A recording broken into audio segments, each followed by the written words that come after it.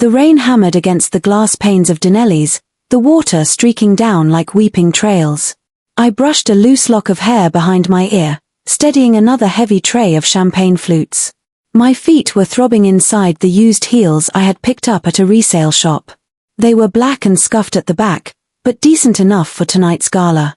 Alex, table 7 needs a top-up.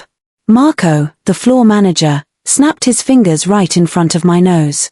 And try to look happy. These guests are paying a fortune to be here. I gave a nod, exhaustion seeping into my marrow. We were 8 hours into a 12-hour haul, and the charity event was only just peaking. Prismatic light from crystal chandeliers scattered across the hall, highlighting the faces of patrons who spent more on a single vintage than I earned in a month. On it, I whispered, forcing a practiced, tight smile. The burden of my reality pushed down on me, far heavier than the tray in my hands. I was 3 months behind on rent. My father's medical expenses were mounting. And then there was the text I got this morning. Final notice, eviction starting in 48 hours. I fought back the stinging in my eyes. I couldn't lose the apartment. Dad was too ill to be moved, and we had nowhere to go. I navigated through the throng, the aroma of high-end cologne and perfume blending into a stifling mist. The attendees looked right through me. I was a ghost, just another member of the waitstaff in black and white. That was when I spotted him. He held the center table but remained slightly detached from the group. There was an empty seat on his left and right, forming a perimeter of personal space nobody dared breach. Dark hair, immaculately groomed, and a tailored suit that appeared to swallow the light rather than reflect it. His profile was angular, lethal, the type that ought to carry a hazard warning. However, it was his stillness that grabbed me. While the room gestured and laughed, he sat perfectly motionless, like a predator poised to lunge. The man next to him, shorter with anxious eyes scanning the perimeter, leaned in to murmur something. The dark-haired man offered a microscopic nod, yet even that slight motion exuded dominance. I realized I was staring when a woman collided with me, almost knocking the drinks from my grip. "Watch where you're going," she spat, her diamond studs flashing as she pivoted away. I stabilized the tray with shaking hands and proceeded toward table 7. As I drew near, a peculiar silence descended on the guests nearby. They sat straighter, their chatter dying out. My eyes accidentally locked with the dark-haired man's, and a jolt of electricity surged through me. His irises were grey, no, silver like burnished steel, and just as unyielding. They held my gaze for a split second before looking away. I started setting the champagne flutes down, taking care not to spill. The quiet was unsettling. I could hear the thud of my own heart, the fabric of my uniform shifting, the glass settling on the linen. "Your name?" It wasn't a question, it was a directive. Low. Spoken with an accent I couldn't identify. Italian, perhaps, but with a harder edge. I looked up, surprised. The man wasn't looking at me, he was checking his watch. Platinum, likely worth more than my dad's life-saving treatments. My voice faltered. Alisandra Russo. But everyone calls me Alex. He gave no reply, and I felt a flush of heat on my face. Why had I volunteered my nickname as if a man like him would ever use it? I finished serving the wine and turned to go when his voice arrested me. "Stay." My feet rooted to the spot. "Sir," I managed to say, hating the tremor in my tone. Now he looked at me, those mercury eyes evaluating me so thoroughly I felt exposed. "Replace Mr. Caruso's glass." He spilled it. I looked at the man on his right, Caruso, and saw the tipped vessel, champagne bleeding into the white cloth. I hadn't even seen it happen. Quickly, I set a fresh glass before Mr. Caruso, who mumbled a thank you without looking up. When I turned to leave a second time, the dark-haired man's hand darted out, his fingers encircling my wrist. His grip was startlingly warm. I had anticipated coldness. "What is your hurry, Alisandra Russo?" He said my full name as if savoring it, rolling the syllables. The room felt like it was shrinking, the oxygen vanishing. Every survival instinct screamed danger, yet I couldn't retreat. "I have other tables to serve," I whispered. His mouth quirked into something too dangerous to be a smile. "Not anymore." With a minute gesture, he summoned Marco, who materialized instantly, looking pale. Mr. Castellano, Marco said, his usual arrogance replaced by submission. Is everything to your liking? Castellano. The name struck a nerve. Rumors whispered in the break room. Quiet talks that ceased when bosses walked by. Vincent Castellano, the owner of half the district. The man whose reputation made the police look elsewhere. This server will attend to my table exclusively for the rest of the night, Mr. Castellano stated. See to it. Marco nodded, not even sparing me a glance. Of course, sir. Just like that, I was reassigned. My fate sealed without my consent. Mr. Castellano let go of my wrist, leaving a phantom warmth on my skin. Bring a bottle of the Brunello di Montalcino. The 97, not the 98. He turned away, dismissing me. I rushed to the wine cellar, my thoughts spinning. Vincent Castellano wasn't just rich, he was feared. What did he want with me? I'd heard enough tales about men like him to be petrified, but I needed this job desperately.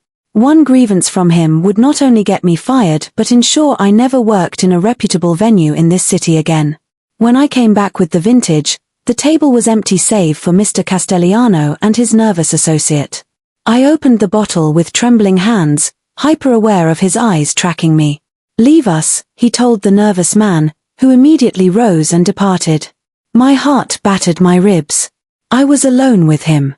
Sit down, he commanded, pointing to the chair next to him. I held the wine bottle like a weapon. Sir, I am on the clock. I cannot sit. Sit down. Each word was a blade. I sat, perched on the edge, ready to bolt.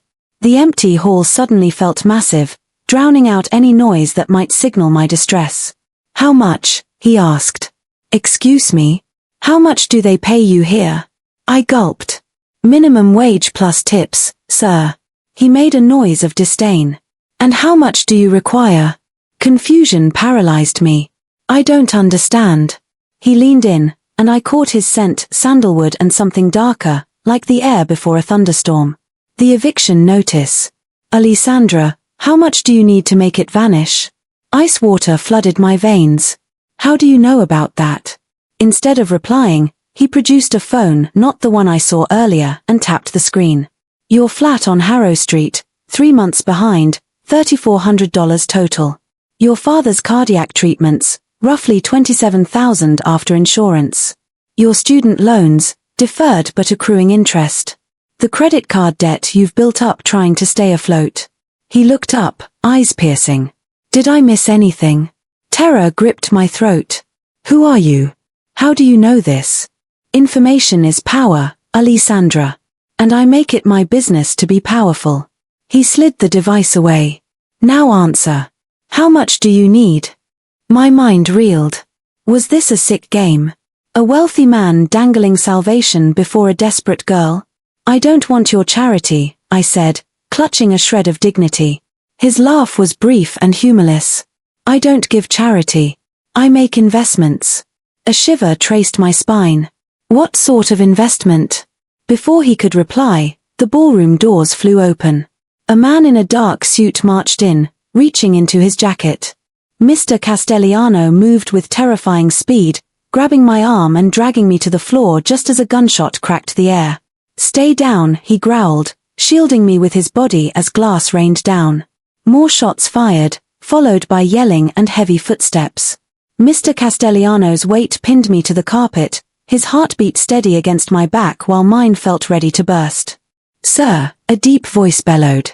Area secured. Mr. Castellano stood in one fluid motion, hauling me up with him. My legs shook like a newborn foal's. 3 men in suits surrounded us, weapons drawn. Past them, I saw a body on the floor, a dark stain blooming on the marble. Get her out of here, Mr. Castellano ordered, still gripping my arm. Take her to the penthouse. No one sees her. No one talks to her. Wait, I gasped, panic surging. I can't. My father. His silver eyes locked onto mine. Your father will be handled. But right now, you are in danger. Why? I don't get it. That bullet wasn't for me. Alisandra, his voice dropped. It was meant for you. The world tilted. That's impossible.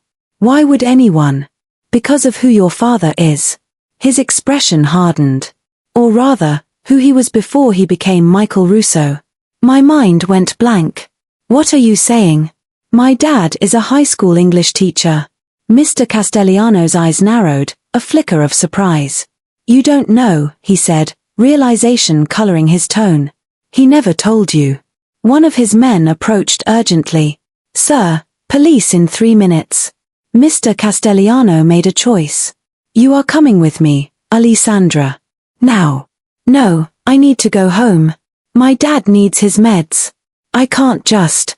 Sit down, Mr. Castellano had ordered earlier, but now his voice was steel as he guided me. Your father isn't who you think he is. And going home now will get you both killed. I am trying to save your life. I stared up at him, my brain short-circuiting from the revelations. The room spun. Who are you? I whispered. Who am I? His face softened imperceptibly. The answers will come. But not here. Not now. He held out his hand. Trust me, Alisandra. Just for tonight. Against all logic, I placed my trembling hand in his. It felt like signing a pact with the devil, but a devil who had just taken a bullet meant for me. As his men encircled us and rushed us through a service exit, I knew my life had changed forever. The invisible waitress was invisible no more. I had been seen by Vincent Castellano, and for reasons I couldn't fathom, that made me a target. The cool night air hit my face as we burst into an alley where a black SUV waited, engine idling. Mr. Castellano guided me inside, his hand on the small of my back. Your father kept you hidden for 25 years, he said as the door slammed, sealing us in the dark. But someone found you anyway, and now the only person who can. The only thing keeping you breathing is me. As the car distanced itself from Donnelly's, I sensed the strands of my previous existence snapping, one after another. Regardless of the truths waiting for me in Vincent Castellano's reality, one fact was absolute: I would never be invisible again.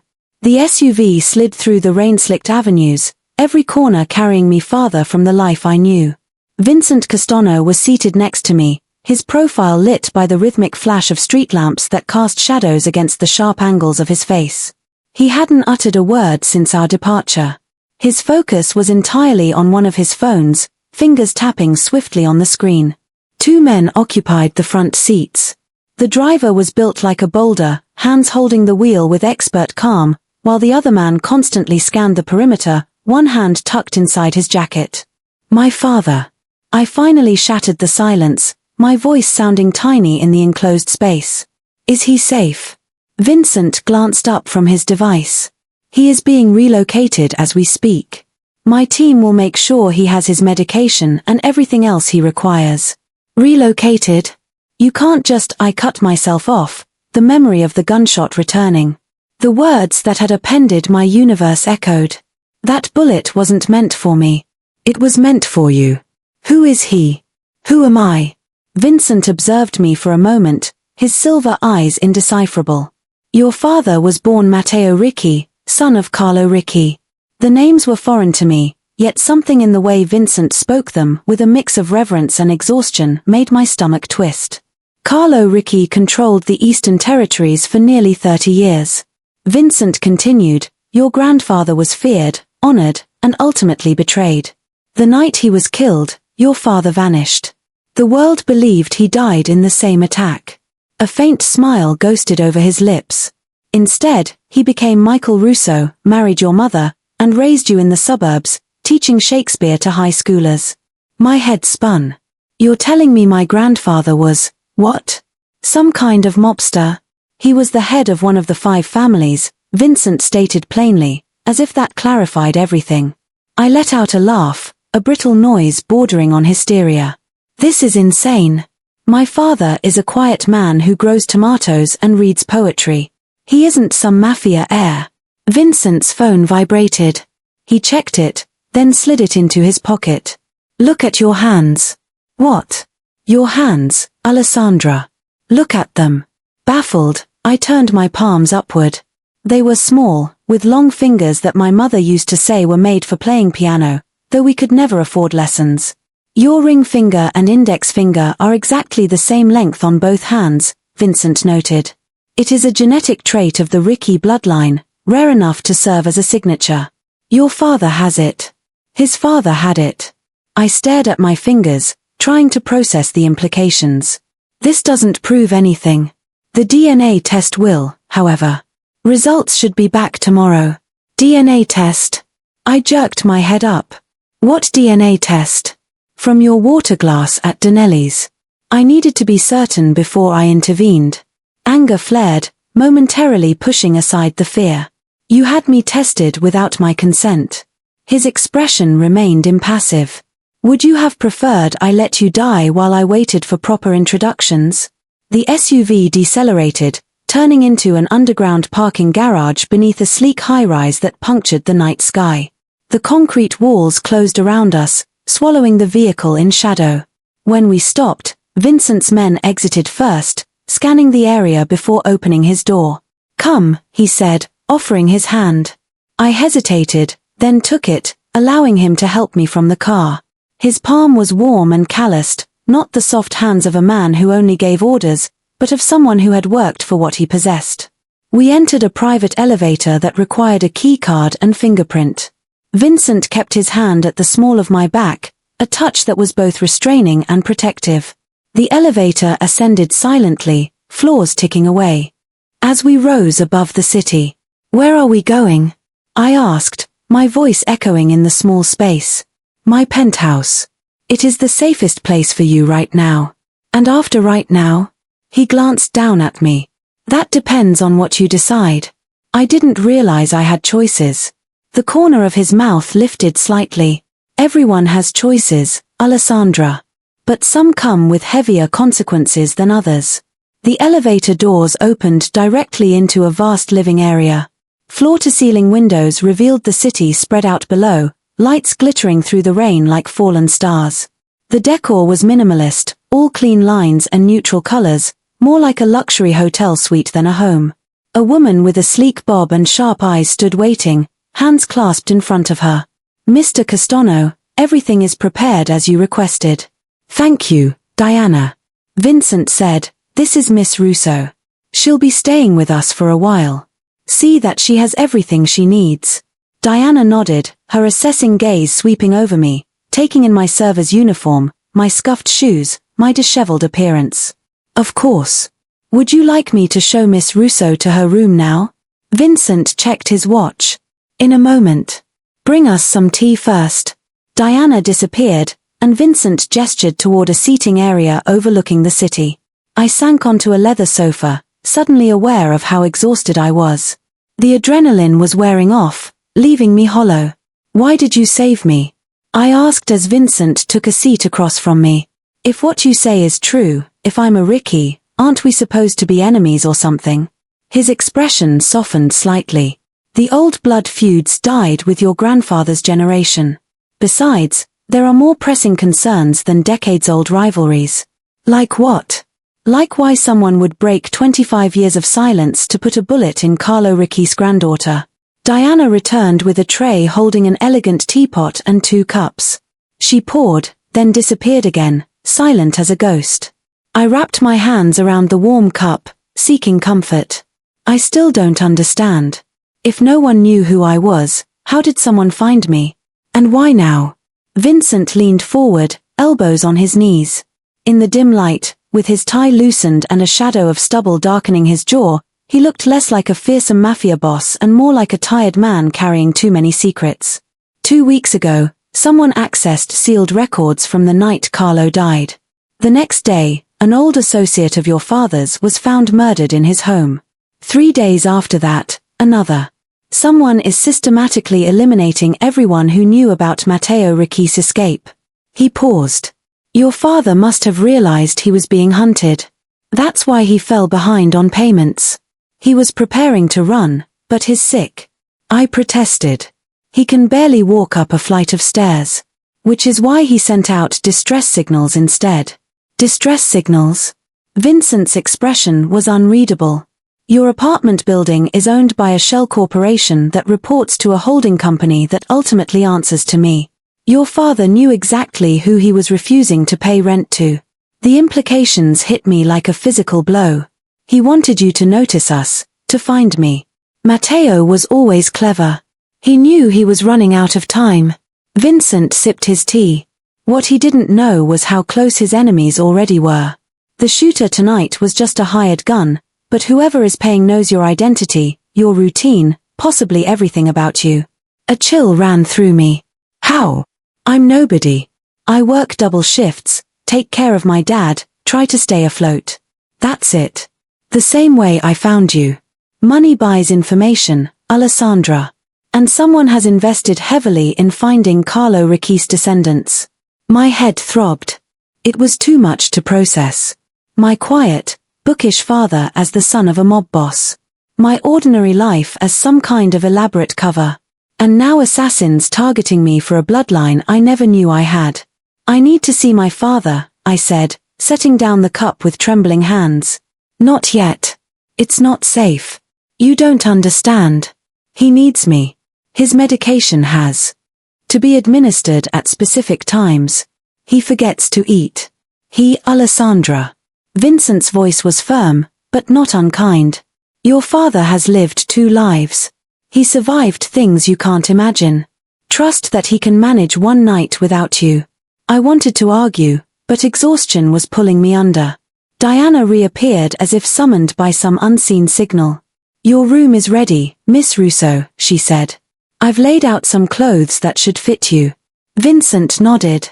Get some rest. We'll talk more in the morning. I stood on unsteady feet. And then what? What happens to me? That, Vincent said, depends on what your father has been hiding all these years.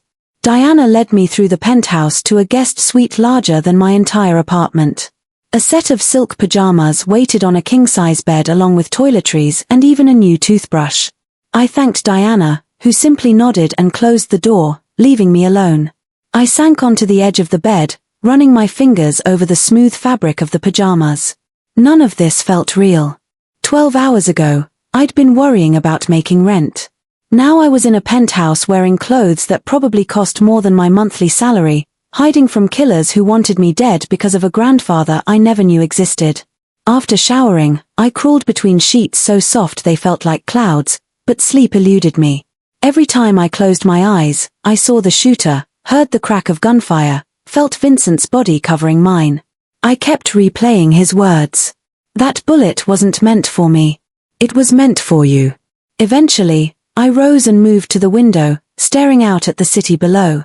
Somewhere out there was my father, who apparently wasn't Michael Russo at all, but Matteo Ricci, heir to a criminal empire. Had it all been a lie? Every bedtime story, every piece of advice, every quiet evening watching old movies together. A soft knock startled me. I opened the door to find Vincent standing in the hallway, his suit jacket gone, sleeves rolled up to reveal powerful forearms marked with a few faded scars. You should be sleeping, he said, his voice low. So should you. The ghost of a smile touched his lips. I rarely sleep more than a few hours. Is that a Mafia boss thing or just a you thing? Both, perhaps. He held out a phone. Your father wants to speak with you.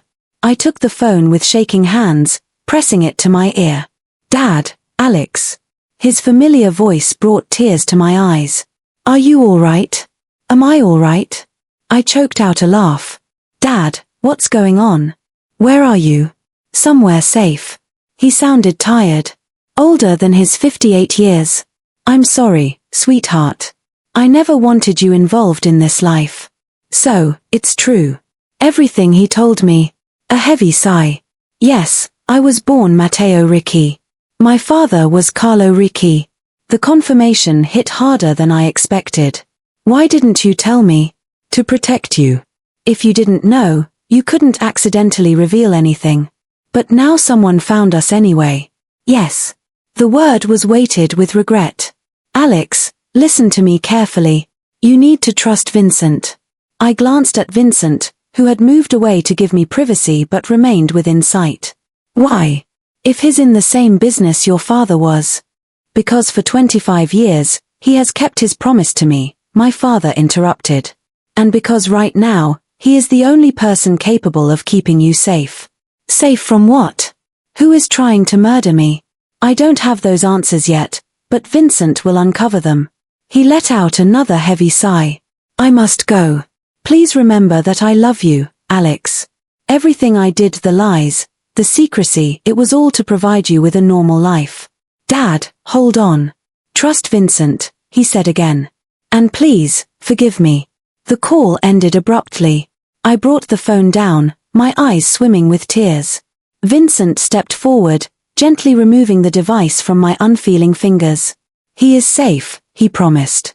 My finest men are guarding him. He told me that I should trust you, I murmured, lifting my gaze to his. Why would he say such a thing? Who exactly are you to him? Vincent remained quiet for a long stretch, his silver eyes giving nothing away. I was 16 years old when your father vanished, he finally spoke. My own father had recently passed, leaving me exposed. The rival families were closing in.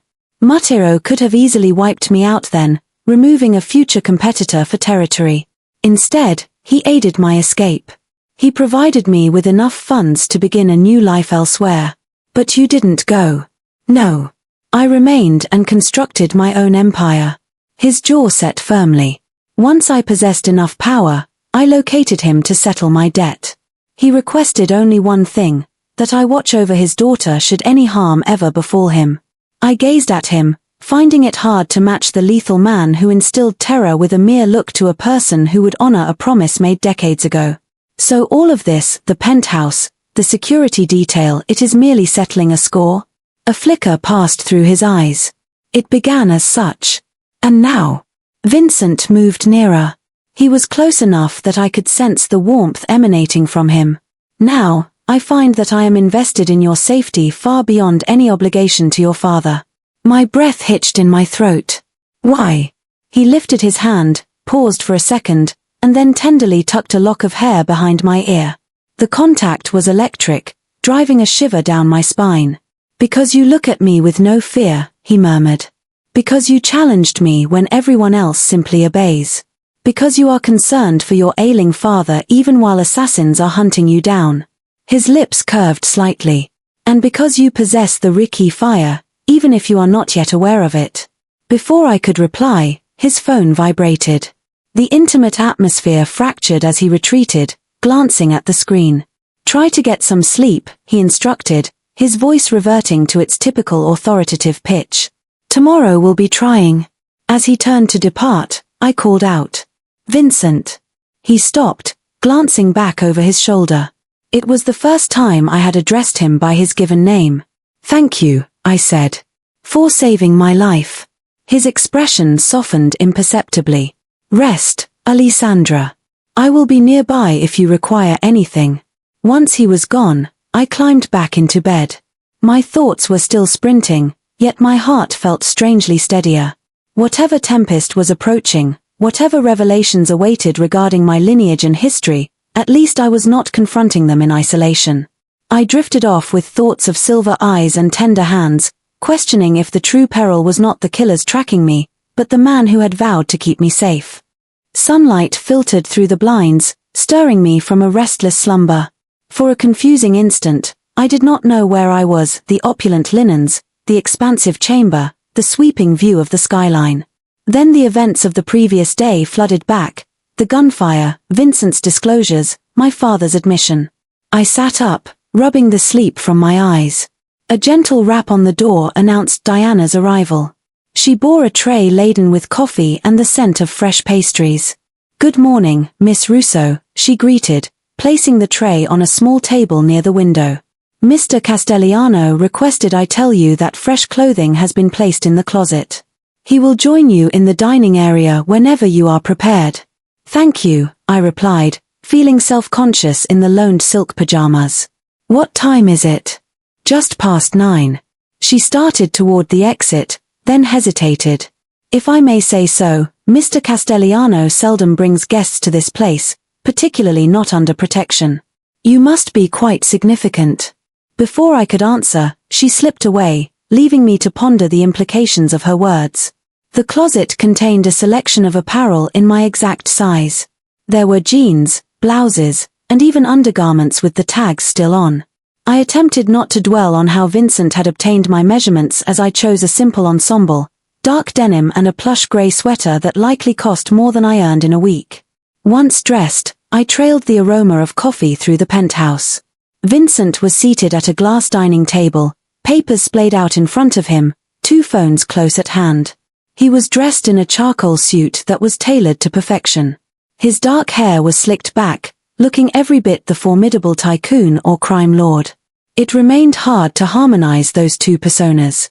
He glanced up as I walked in, his silver eyes assessing my look with a quick sweep that felt more intimate than a prolonged gaze. "Did you manage to sleep?" he inquired, organizing the papers into a tidy pile. "Some," I confessed, sitting opposite him. "Enough." He slid a plate of pastries in my direction. "Eat. We have a demanding day ahead." I picked up a croissant, suddenly realizing I was starving. What happens next? Now we figure out who is attempting to kill you and the reason why. Vincent poured coffee into a fine cup and slid it across to me. The DNA analysis confirmed what I already suspected. "You are the granddaughter of Carlo Ricci." I took a sip. It was rich and velvety, nothing like the bitter liquid I brewed at home. "Does that make me a prize or a danger?" "Both," he stated simply. "The Ricci bloodline still demands respect in specific circles. Others would view it as a threat that must be extinguished. But my father abandoned that life decades ago. Why target us now?" Vincent's face darkened. "That is precisely what we must find out. Someone has gone to extraordinary lengths to locate you. This implies they believe your father took something with him when he vanished. Something worth murder, even after all these years. Like what? Money? Secrets? Perhaps." Vincent's phone vibrated. He checked it and stood up. "Your father has arrived." My heart jumped. "Dad is here. In the secure facility downstairs. I will take you to see him." We descended several floors in the elevator without speaking. Vincent's presence dominated the confined space, his scent that mix of sandalwood and storm making my head spin a little. When the doors parted, 2 armed sentries nodded with respect as we walked by. Vincent guided me to a room set up like a small apartment, featuring a wall of security screens. And there, seated in an armchair and looking more fragile than I recalled, was my father. "Dad." I sprinted to him, dropping to my knees next to his chair. At this proximity, the ravages of his sickness were even more obvious. The pallor of his skin, the sunken hollows under his cheekbones, the faint shaking of his hands as they gripped mine. "Alex," he whispered, his eyes welling up. "I am so sorry." I squeezed his hands tightly. "Why did you not tell me? All this time?" He looked past me to where Vincent was waiting by the entrance. "Could we have a moment alone?" Vincent paused, then nodded his consent. "5 minutes, then we must speak. All of us." He walked out, shutting the door behind him. My father slumped in his seat. "This is not the way I wanted you to learn the truth," he said, his voice brittle with fatigue. "I believed I had buried that existence so deep it could never reach you. What happened? Why did you leave everything behind?" He shut his eyes for a moment. "The night my father was murdered, I was not supposed to be at the compound. I had disobeyed him. I went to meet a girl." A melancholic smile grazed his lips. "When I came back, everyone was dead. My father, my uncles, my cousins, even the household staff. It was a bloodbath." I gripped his hands firmer, struck with horror. "I knew that whoever was responsible would come for me next," he went on. "So, I fled. I changed my name, altered my appearance, and moved to the other side of the country. Then I met your mother, and for the first time, I experienced peace." His eyes, mirroring my own, filled with moisture. "When she passed away giving birth to you, I vowed to protect you from my history. I thought I had succeeded. But someone located us." "Yes." His expression grew slightly steelier. "Someone who knows that Carlo Ricci left something behind, something only his heir could claim." "What are you talking about?" Before he could reply, the door swung open and Vincent re-entered. "Time is up." We need to discuss strategy. My father sat up straighter in his chair. Despite his sickness, a new rigidity appeared in his posture, a ghost of the man he must have been before he became Michael Russo. Vincent, he acknowledged. Your men are efficient. Thank you for keeping my daughter safe. I keep my word, Matteo. Vincent sat down opposite us. But now I require the truth. What did Carlo conceal that is worth killing for 25 years later? My father let out a deep sigh. Before he died, my father converted a large portion of his wealth into diamonds. Untraceable and easy to move. On the night of the attack, he handed me a key to a safety deposit box and ordered me to run. Inside, I found a ledger containing account numbers, property deeds, and the hiding place of the stones. Did you take them? Vincent asked. No. I wanted no part of blood money. I locked the ledger away and never looked back. And now another party has learned it exists, Vincent concluded. The question remains, who? My father looked disturbed. There were rumors back then that my father's assassination was orchestrated from the inside. A trusted advisor who sought control. Salvatore Bianchi, Vincent said, his voice turning hard. He vanished the same night as the massacre, presumed dead. But if he survived, he would be an old man by now, my father noted. Old men have sons and grandsons. Vincent's eyes narrowed. Grudges and greed transcend generations in our world. Our world, not mine I thought, still struggling to square my father, the man who wept at sad films and taught high school English, with this stranger discussing massacres and illicit fortunes. What do we do? I asked, looking from one to the other. Vincent leaned in. We must locate the ledger before they do. Where did you hide it, Matteo? My father hesitated. A secure place. One that only family could access. Something in his tone compelled me to observe him more intently. Dad, what are you not telling me? He reached for my hand, his fingers tracing the shape of my own. The key to retrieving it lies in your blood, Alex. In our shared genes, the equal length of the fingers, Vincent murmured, realization dawning in his eyes. My father nodded. My father was obsessed with the family's genetic markers. He designed a security system keyed to specific biological traits. The equal length of the ring and index fingers. A specific pattern in the iris that only a Ricky possesses. So only someone with Ricky DNA can access it, I said, finally comprehending. That is why they need me. The shooter was not trying to kill me. They were attempting to capture you, Vincent finished, his expression grim.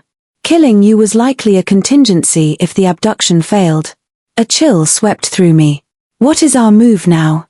We get to the ledger first, my father stated firmly, before they realize I am still breathing. Vincent stood, pacing the room with pent-up energy. Where is it? My father looked at me with an apologetic expression. The family mausoleum in St. Michael's Cemetery.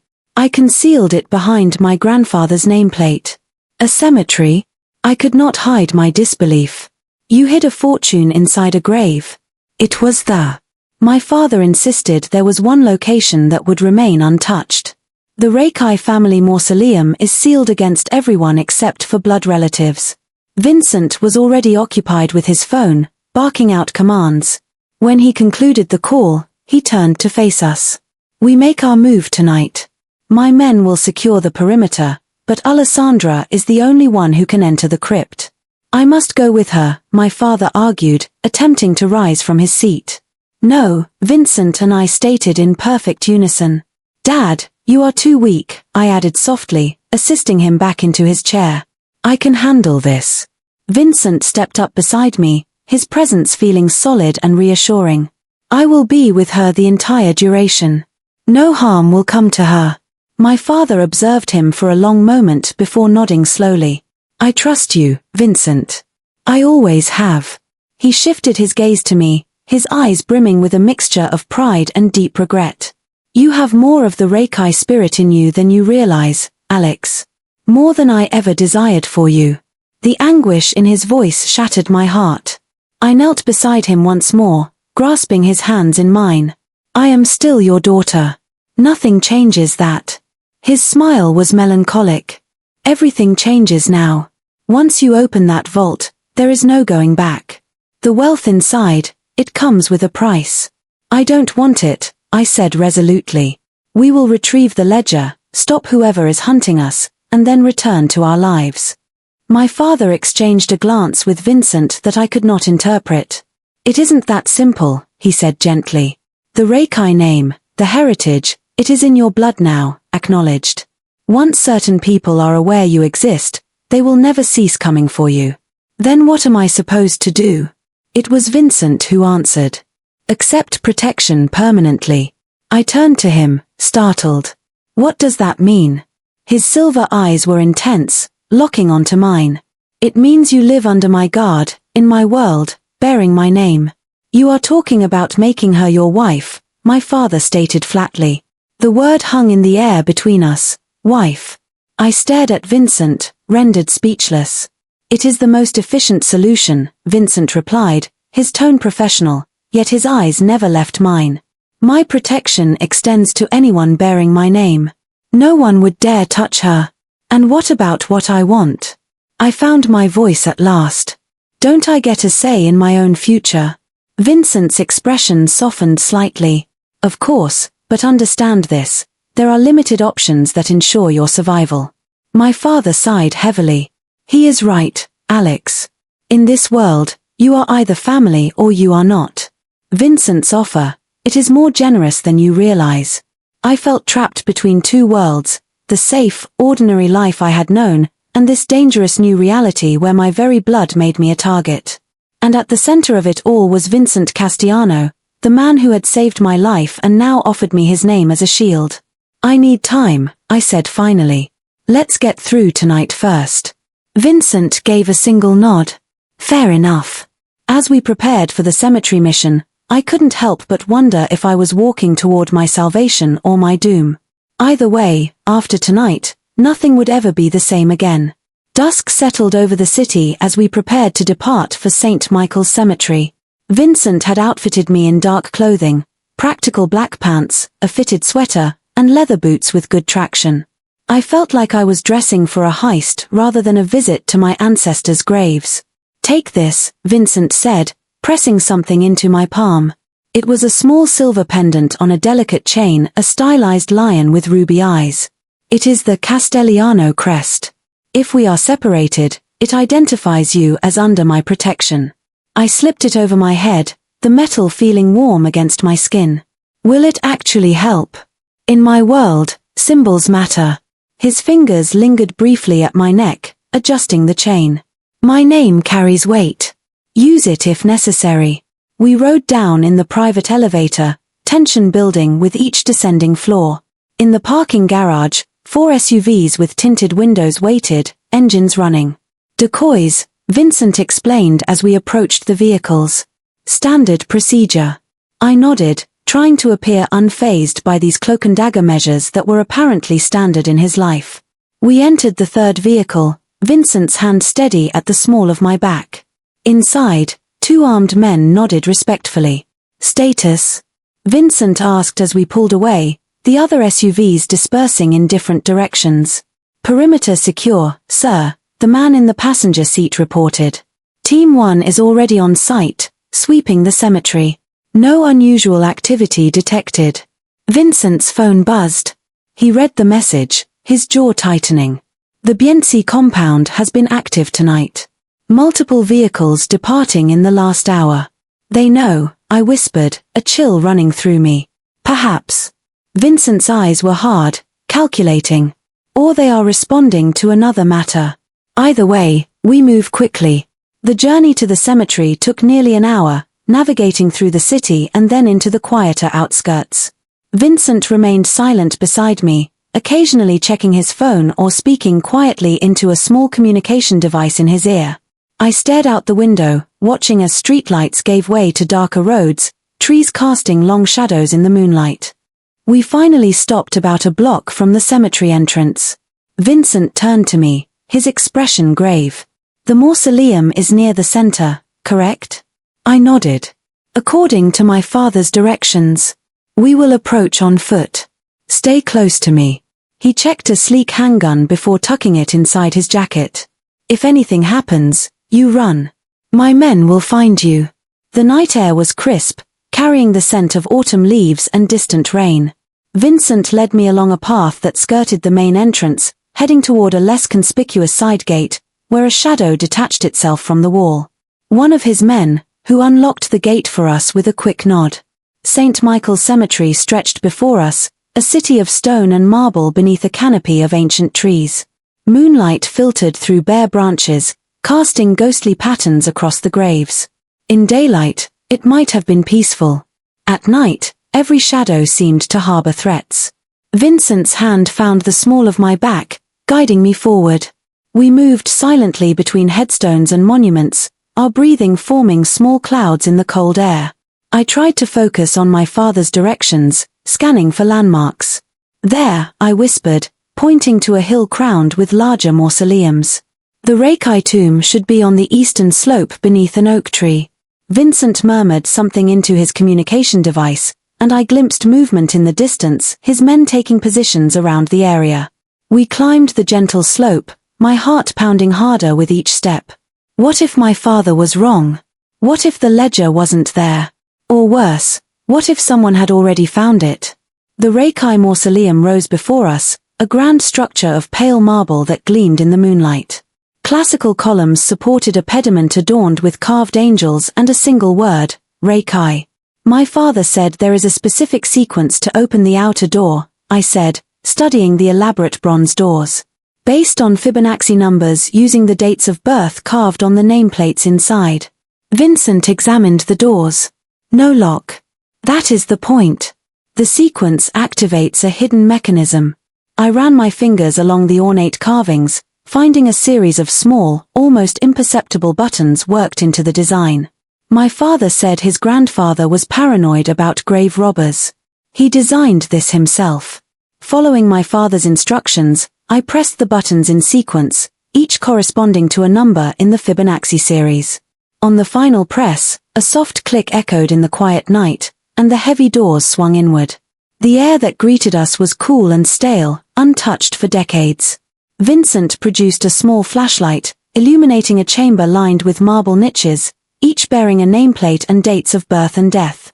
Generations of Reikis, their remains resting in this opulent tomb, while their descendants fought and died for power. "My great-grandfather should be on the far wall," I said, my voice hushed in the sacred space. We moved deeper into the mausoleum, our footsteps echoing softly. The beam of Vincent's flashlight danced across gilded nameplates, revealing Italian inscriptions and faded photographs of stern-faced men and solemn women. "Antonio Reikai," I read, stopping before a large plaque bearing the image of an imposing man with a thick mustache. 1878 to 1962. Vincent examined the nameplate. "How do we access behind it?" My father said there is another sequence. I studied the dates, calculating quickly. The month and day of his birth and death multiplied together. I pressed specific points around the nameplate, hearing a soft click with each touch. On the final press, the entire section of wall shifted slightly. Vincent helped me ease it forward, revealing a small alcove behind. Within lay a metal box, its surface etched with the same lion crest that now hung around my neck. "That is the Castellano crest," I said, confused. "Why would it be here?" Vincent's expression was unreadable. The Reikai and Castellano families were allies once, before the betrayal. Your great-grandfather and mine were blood brothers. I carefully lifted the box from its hiding place. It was heavier than it looked, the metal cool against my fingers. "Now what?" "We leave. Quickly." Vincent's hand returned to my back, guiding me toward the entrance. The night air felt surprisingly fresh after the stale atmosphere of the tomb.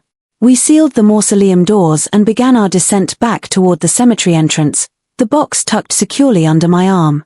We had almost reached the gate when Vincent suddenly stiffened, his arm shooting out to stop me.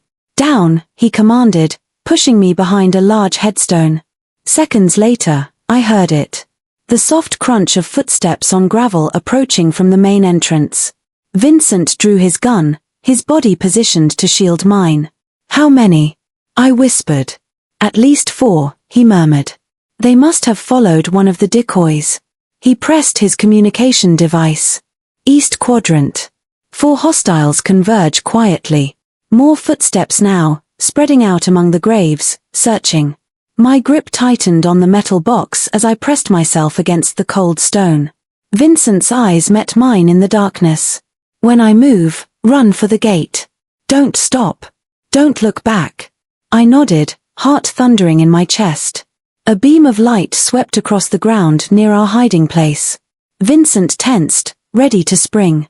I clutched the pendant at my throat, its edges biting into my palm. The light passed, continuing its arc across the cemetery. Vincent waited 1 breath, 2, then whispered, now. We moved silently at first, keeping low among the headstones. Then a shout cut through the night, followed by the crack of gunfire. Vincent pushed me forward. Run.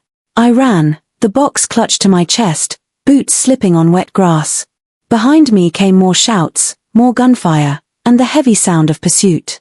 The gate loomed ahead, tantalizingly close. 20 yards, 15, 10. Something whistled past my ear. A bullet, I realized with horror. I didn't slow down. 5 yards from the gate, pain exploded in my shoulder, spinning me around. I stumbled, nearly dropping the box, but somehow kept my feet. Another shot cracked through the night and one of my pursuers cried out, falling. Strong arms encircled me, pulling me through the gate. Vincent. He half carried, half dragged me to the waiting SUV, shoving me inside before leaping in after me. Go, he barked, and the vehicle lurched forward, tires squealing on pavement. You're hit, Vincent said, his voice tight as he examined my shoulder.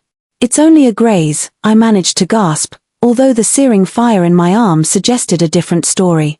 Vincent ripped open my sweater, exposing a deep trench along my upper arm where blood was flowing freely. He clamped a cloth against the wound, his expression darkened by rage. Keep pressure on it. We have a physician standing by at the penthouse. I nodded, clenching my jaw to stifle the agony. The metal case rested between us, anchored by Vincent's free hand.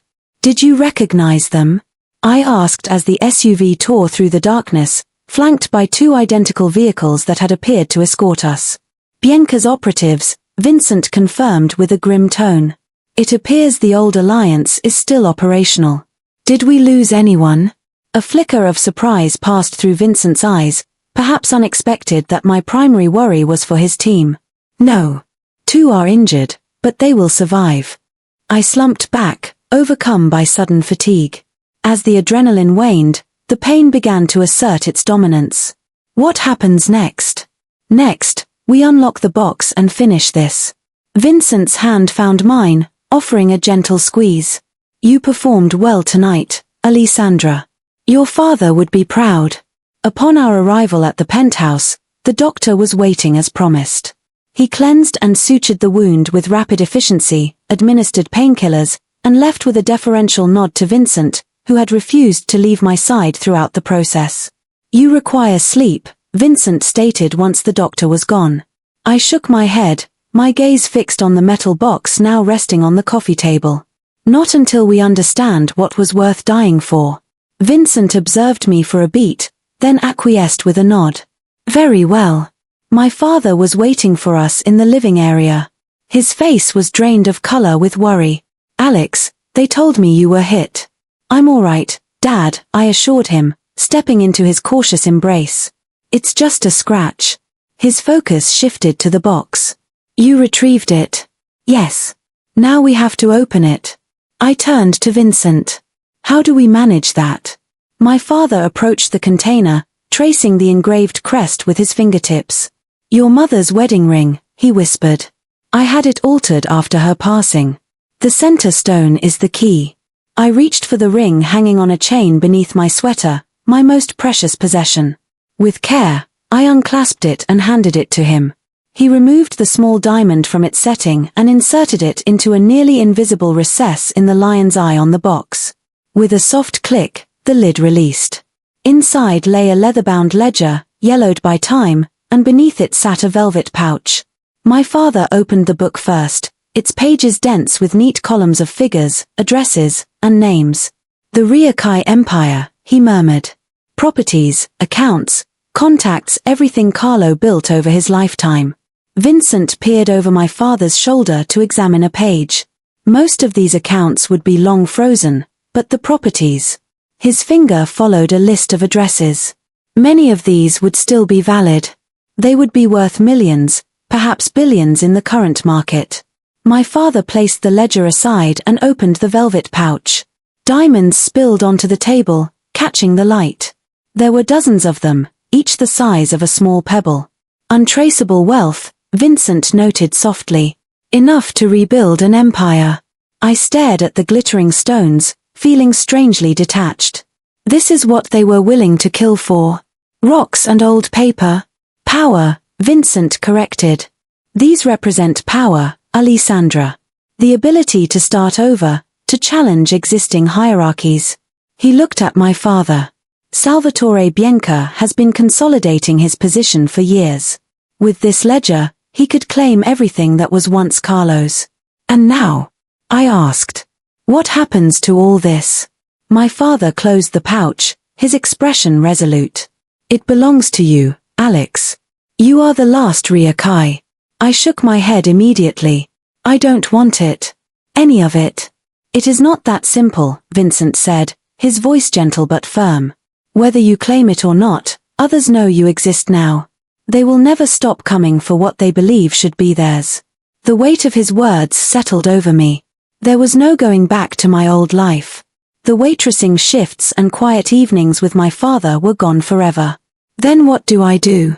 I asked, looking between the two men who had shaped my destiny without my knowledge, my father who had hidden me from this world, and Vincent who had pulled me into it. Vincent's silver eyes met mine. You embrace your heritage. You take what is yours, and you let me protect you while you do. In that moment, I understood what he was really saying. The protection he offered came with a price, becoming part of his world permanently. Becoming his. As if reading my thoughts, he added softly, the choice is still yours, Alisandra. It always will be. 3 days passed in a blur of revelations and decisions. My father's condition worsened slightly from the stress of our cemetery excursion, confining him to bed rest under the watchful eye of Vincent's private physician. I spent most of my time at his side, discussing the past he had hidden and the future that loomed before me. I never wanted this life for you, he said on the third afternoon, his voice weaker than the day before. I thought by running, by becoming someone else, I could give you freedom from the Ryukai legacy. I squeezed his hand gently, mindful of the 4 that delivered his medication. You gave me 25 wonderful years, Dad. No one could ask for more. But now you're faced with impossible choices. His eyes, so like mine, were filled with regret.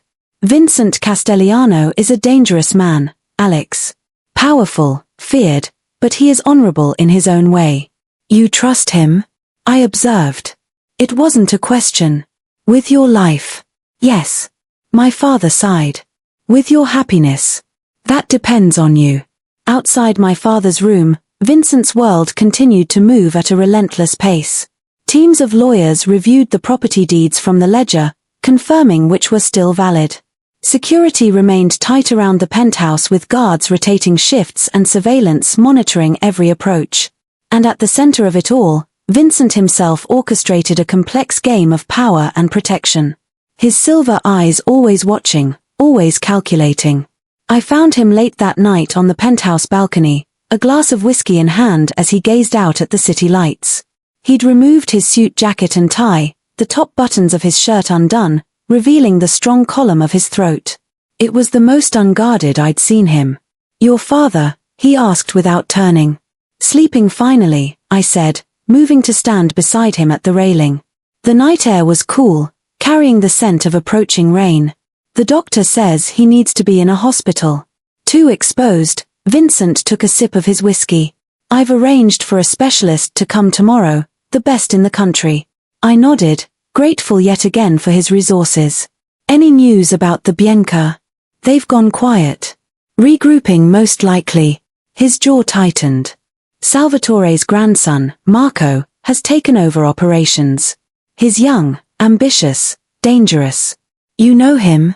A ghost of a smile touched Vincent's lips. We attended the same boarding school, ironically. Even then, he had a reputation for cruelty. I processed this, trying to imagine Vincent as a schoolboy. It seemed impossible to reconcile the powerful man beside me with a child in a uniform. The lawyers have verified ownership of 7 properties so far, Vincent continued. 2 in this city, others in Miami, Chicago, and overseas.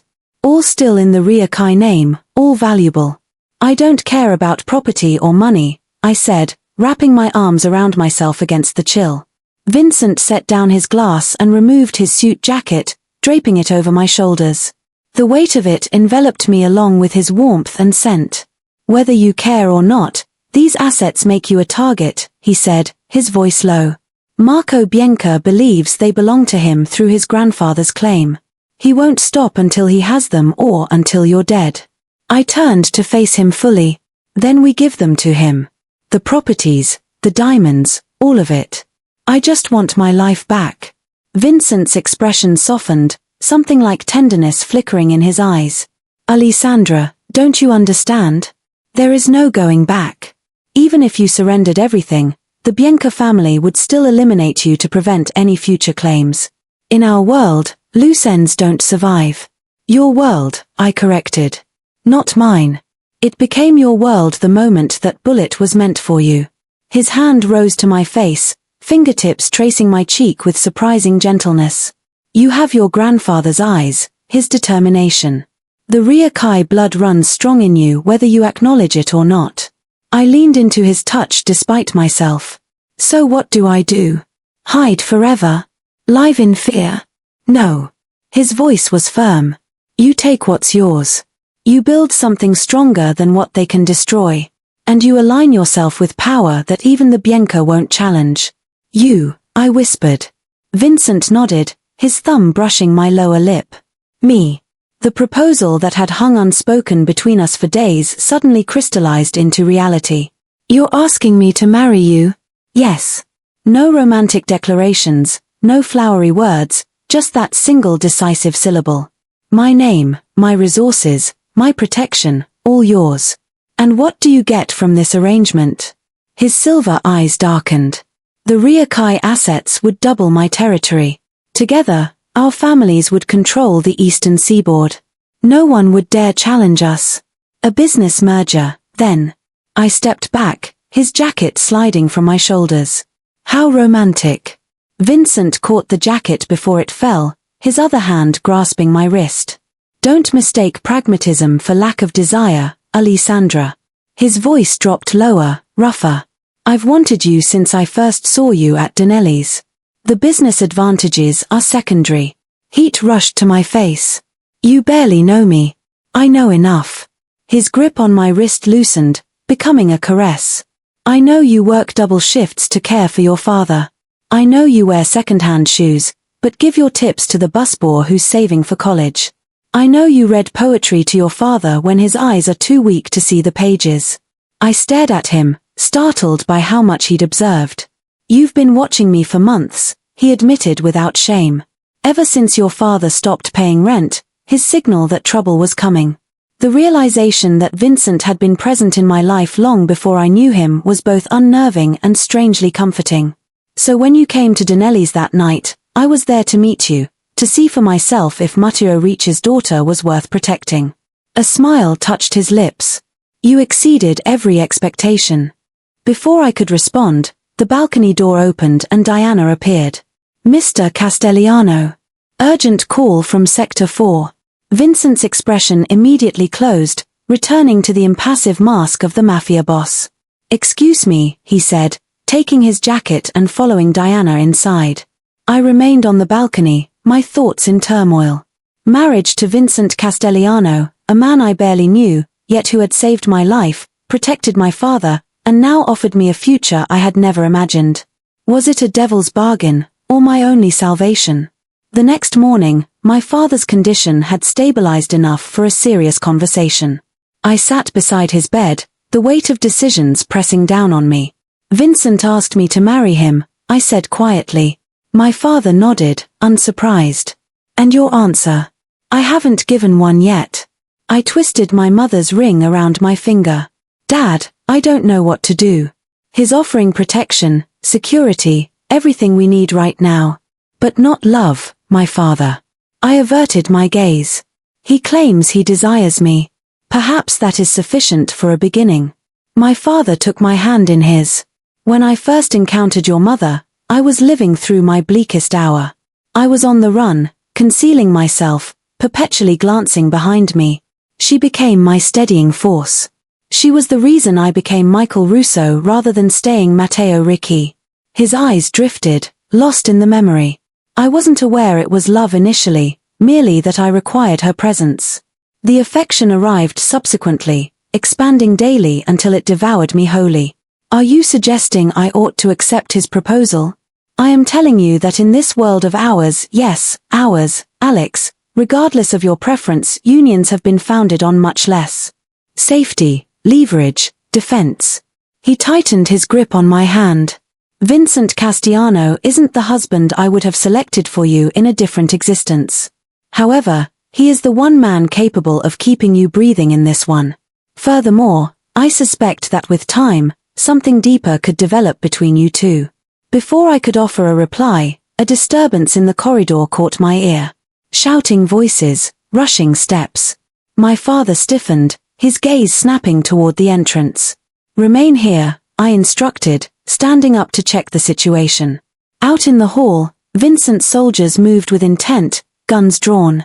Diana rushed by, a phone held tight to her ear. What is going on? I demanded, catching her arm. She paused, then replied, Bianchi's forces have been identified inside the structure. They are on the lower levels currently, but they are ascending. Icy dread flooded my veins. How is that possible? This location is meant to be impenetrable. An insider, she answered darkly. Security has been compromised. As though called by our words, Vincent materialized, his face like a storm. Prepare your father for transport, he commanded. We are retreating to the safe house. Vincent, what is happening? Alisandra. His tone brooked no debate. We possess minutes, not hours. I hurried back into my father's quarters, rapidly outlining the crisis as I assisted him in getting dressed. He moved sluggishly, agony clear in every motion despite his efforts to conceal it. I will only delay you, he stated as I aided him in standing. We are not abandoning you, I declared resolutely, bearing his weight. When we stepped out, Vincent awaited us with 2 guards. The service lift is secure. We will ride it to the garage level, then divide into different cars. His gaze locked with mine. You and your father will ride with Paolo. I will generate a distraction. No, I countered instantly. We remain together. A flicker passed through Vincent's eyes, maybe surprise, or respect. It is safer to split up. I do not care. I am not leaving you. Vincent evaluated me for a long beat, then gave a nod. Together, then, but we must move immediately. The walk to the service lift was fraught with tension. Every shadow seemed a lurking danger. My father leaned with his full weight on my arm, his breath ragged from even this minor effort. Upon reaching the doors, Vincent entered a sequence into a concealed keypad, overriding the standard controls. The garage is secured, one of the guards announced via his earpiece. The route to the cars is open. The cab started to drop, the digital indicators counting down level by level. 30, 25, 20, my pulse hammered with every passing floor, anticipating the car would stop abruptly, the doors parting to expose armed adversaries. At the 10th floor, the lift jerked to a halt. Vincent instantly shoved my father and me behind him, weapon raised. The override has failed, he stated curtly. They have seized control of the building's systems. One guard forced open a ceiling panel, exposing an escape hatch. Sir, we can ascend to the floor above and access the stairs. Vincent agreed. Get them up there. I will hold this position. No, I repeated, with more force this time.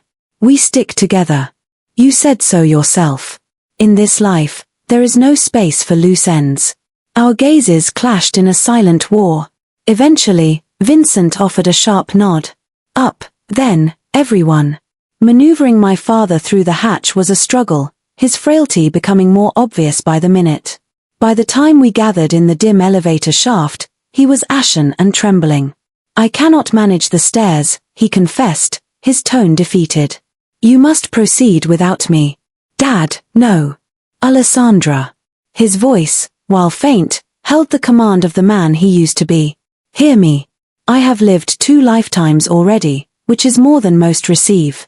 But your life is only starting. Vincent laid a hand on my shoulder. We can dispatch men to retrieve him once we are safe. I knew it was a falsehood, a gentle one, but a lie all the same. If we abandoned my father, he would be gone before aid could return.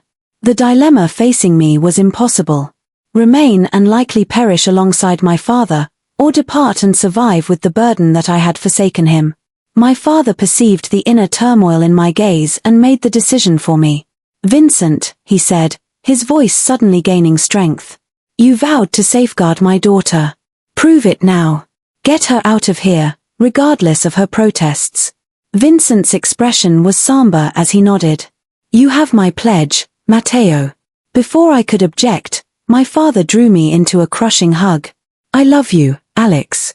I always have.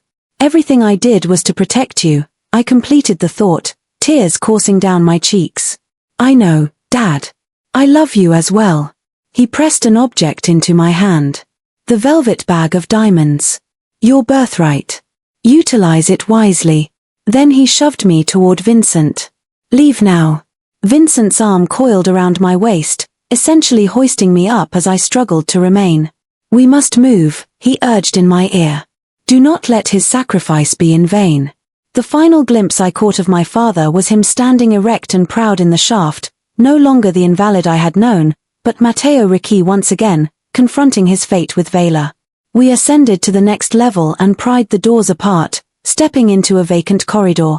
Vincent guided us through a maze of service passages, evading the main thoroughfares where Bianchi's soldiers would be hunting. My mind was anesthetized, operating on instinct as we made our way down through the structure. When shots rang out behind us, I hardly noticed. Vincent shoved me into an alcove, covering me with his frame as his guards returned fire. Stay with me, Alisandra, he commanded fiercely, his face mere inches from mine. I require your focus. Your father needs you to survive this. His statement pierced through my haze of sorrow. I nodded, standing taller. What is the plan? We are 2 levels from the garage.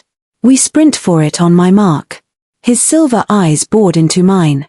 And once we are clear, I require your answer. The response to his proposal. Even amidst the bedlam, his intensity remained shaken. If you belong to me, I can unleash the full might of my organization against Bianchi.